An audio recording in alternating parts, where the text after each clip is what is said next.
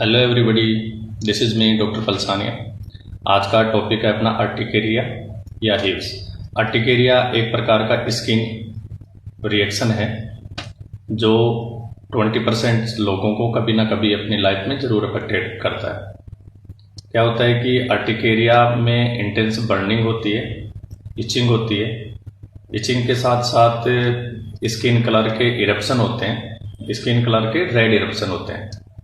बात करूं इसके कारण की, तो कारण में जनरली जो देखा जाता है वो कोई एलर्जिक रिएक्शन हो सकता है, चाहे वो फूड का हो या मेडिसिनल रिएक्शन हो, या जैसे वेजिटेरियन है तो वेजिटेरियन हो गया, नॉन वेज है तो नॉन वेज हो गया। फूड में किसी भी प्रकार का, जैसे आप डाइट के अंदर गेहूं लेते हो, बाजरा, मक्का, ज्वार, किसी भी प्रकार का, दूध, दही, घी, इनसे भी एक एलर्जिक रिएक्शन अराइज हो सकता है। नॉनवेज वाले जो नॉनवेज का यूज करते हैं वो भी एक एलर्जिक रिएक्शन का कॉज हो सकता है। इसके अलावा इन्फेक्शन बैक्टीरियल हो चाहे फंगल हो, इसके अलावा कोई भी फिजिकल स्टिमुलेशन जिसके अंदर ज़्यादा ठंड हो सकती है या ज़्यादा गर्मी की वजह से भी अर्टिकेरिया अराइज हो सकता है।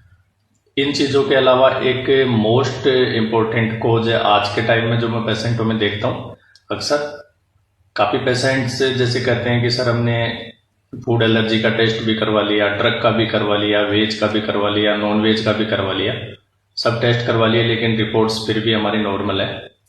तो इसका अर्टिकेरिया का कहीं ना कहीं स्ट्रेस भी एक कारण है। स्ट्रेस हो, एंजाइटी हो, किसी प्रकार का मेंटल स्ट्रेस अर्टिकेरिया को अराइज करता है। ये मैं बिल्कुल दावे के साथ कह सकता हूँ कि स्ट्रेस आज के टाइम में कम से कम 70% से ज़्यादा पीपल्स अर्टिकेरिया के स्ट्रेस से इन्फेक्टेड होते हैं। अब बात करें इसके टाइप की, तो अर्टिकेरिया जनरली 2 टाइप का होता है, फर्स्ट एक्यूट और सेकंड क्रोनिक।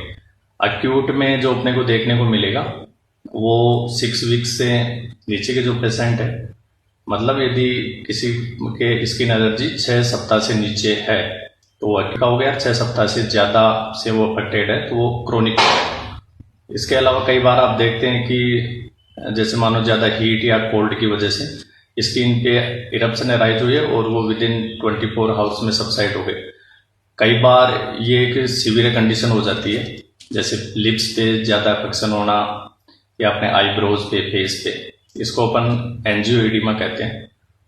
इसके साइंटिफिकली मैं बात करूं तो अपनी बॉडी में मास्ट सेल्स होती है। जो मास्ट सेल्स, इनके ऊपर क्या होता है कि आईजी एंटीबॉडी होती है। अब जो भी किसी भी प्रकार का कोई एंटीजन एंटर हुआ, एंटीजन मान लो कि एक प्रकार का रिएक्शन जो चाहे आप फूड से लो, चाहे डाइट से लो, चाहे कोई इंसेक्ट बाइट हुआ है उससे लो, चाहे पोलन से लो, चाहे डस्ट से लो, किसी भी प्रकार का एंटीजन जो भी बॉडी में एंटर हुआ तो मास्ट सेल के ऊपर जो आईजी है वो इंक्रीज होती है। इंक्रीज होने की वजह से हिस्टामिन का सिक्रेशन होता है। हिस्टामिन का सिक्रेशन होने से, हिस्टामिन एक कार्य करता है वेसोडाइलेटेशन का, मतलब ब्लड वेसल्स को डायलेट करता है। ब्लड वेसल्स डायलेट होने से म्यूकस का सीक्रेशन ज़्यादा होता है। म्यूकस का सीक्रेशन ज़्यादा होने की वजह से ब्रोंकोकॉन्स्ट्रिक्शन होता है।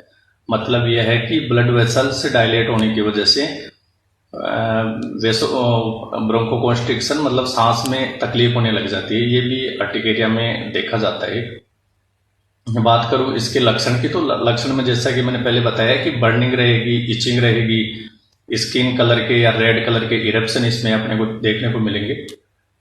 अब इसके ट्रीटमेंट की मैं बात करूं तो ट्रीटमेंट में काफ़ी मेडिसिन है, लेकिन जनरली जो मैं यूज करता हूं वो आर्टिका यूरियंस, नेट्रम्यूर, सल्फर।